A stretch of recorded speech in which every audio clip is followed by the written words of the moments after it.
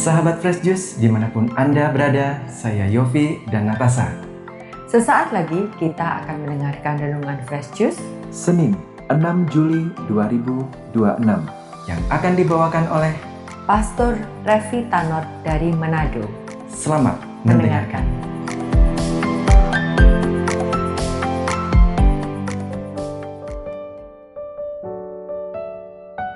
Salam sejahtera sahabat Fresh Juice yang terkasih. Kita sungguh diberkati oleh Tuhan untuk hari yang baru ini. Mari kita berkati seluruh hidup dan karya kita dengan merenungkan Injil Tuhan yang diambil dari Injil Matius pasal 9 ayat 18 sampai 26. Sementara Yesus berbicara demikian kepada mereka, datanglah seorang kepala rumah ibadat, lalu menyembah dia dan berkata, "Anakku perempuan baru saja meninggal, tetapi datanglah dan letakkanlah tanganmu atasnya, maka ia akan hidup." Lalu Yesus pun bangunlah dan mengikuti orang itu bersama-sama dengan murid-muridnya. Pada waktu itu, seorang perempuan yang sudah 12 tahun lamanya menderita pendarahan, maju mendekati Yesus dari belakang dan menjamah jumbai jubahnya. Karena katanya dalam hatinya, "Asal ku jamah saja jubahnya, aku akan sembuh."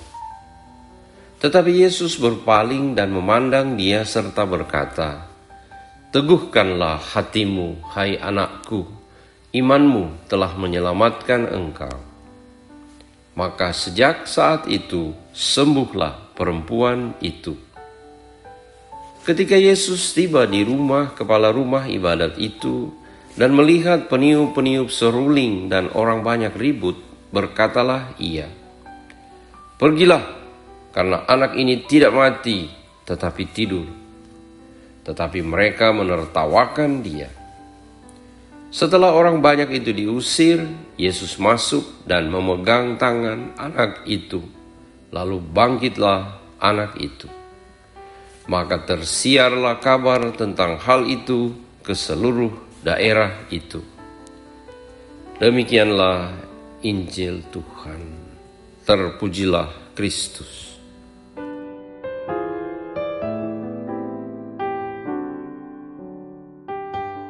Sahabat Fresh Juice yang terkasih, Injil adalah kabar gembira untuk semua umat manusia di segala masa, di segala ruang dan waktu. Maka apa yang dibuat oleh Yesus di masa lalu ketika ia berkarya di tengah-tengah bangsa Israel, terus dilakukan Yesus sampai sekarang ini, bahkan sampai selamanya. Janji Yesus berlaku untuk selamanya. Bagaimana sekarang caranya supaya kita juga ikut mengalami mujizat Yesus, kasih sayangnya yang terus ia nyatakan dalam kehidupan kita? Mari kita belajar dari kisah Injil hari ini. Dalam kisah Injil hari ini ada 2 mujizat yang Yesus lakukan pada hari yang sama. Pertama, penyembuhan seorang wanita yang sudah 12 tahun menderita pendarahan. Mujizat ini sangat istimewa karena bukan Yesus yang menghendaki kesembuhan si wanita yang sakit pendarahan ini. Diceritakan dalam Injil tadi bahwa Yesus sebenarnya dalam perjalanan menuju ke rumah kepala rumah ibadat. Tetapi di tengah jalan ada seorang wanita yang menyentuh ujung jubahnya, lalu ia sembuh. Mari kita simak lebih dalam kesembuhan wanita ini. Dikisahkan penginjil Matius dan cerita ini juga ada dalam Injil Markus dan Injil Lukas, bahwa wanita ini mengalami sakit pendarahan sudah 12 tahun. Jadi sudah sangat lama. Dan bagi seorang wanita di Israel yang mengalami sakit pendarahan, itu berarti dia berada dalam keadaan najis. Dan dalam keadaan ini, wanita ini tidak dapat pergi ke rumah ibadat. Dia tidak bisa berkumpul dengan orang-orang lain karena dia najis. Dia juga tidak dapat menyentuh orang lain, apalagi bagian tubuh orang lain. Karena orang yang disentuhnya akan juga menjadi najis. Jadi bisa kita bayangkan wanita ini menderita sakit baik secara fisik maupun secara psikis atau mental. Dalam Injil Markus diceritakan bahwa wanita ini dia telah mengeluarkan semua uangnya sampai habis dalam rangka untuk berobat. Akan tetapi dia tidak sembuh juga. Maka betapa menderita dia secara finansial dan secara fisik. Dia juga menderita secara mental karena tentu dia merasa dirinya sebagai pembawa sial, pembawa petaka bagi orang lain. Sahabat Yesus yang terkasih, mungkin wanita ini bisa saja pergi kepada Yesus. Tetapi bagaimana menyampaikan penyakitnya pada Yesus? Karena ini adalah persoalan pribadi seorang wanita. Dia juga tidak bisa meminta Yesus untuk menjamah dia karena akan mengakibatkan ini Yesus pun ikut menjadi najis. Dalam penderitaan yang begitu berat dan dalam situasi yang dilematis ini, Roh Kudus bekerja membangkitkan iman wanita ini. Roh Kudus menggerakkan hatinya untuk percaya. Asal kusentuh saja jubahnya, aku akan sembuh. Iman ini menjadi satu doa dan kemudian wanita ini mengungkapkan iman itu dengan menyentuh ujung jubah Yesus. Sungguh suatu ungkapan iman yang sangat sederhana namun sangat indah. Sahabat Yesus yang terkasih, lihatlah bagaimana iman ini bekerja.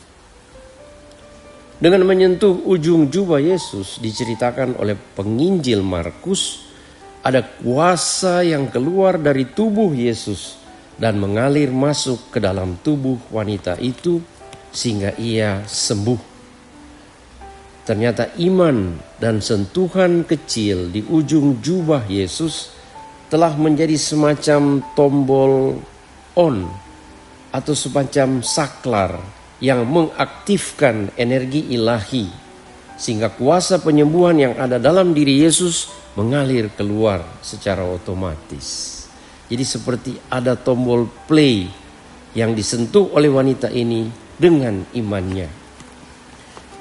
Kita bisa membayangkan betapa luar biasa powerful kuasa yang ada dalam diri Yesus yang akan bekerja, akan mengalir bila kita menyentuh Yesus dengan iman kita dan doa-doa kita.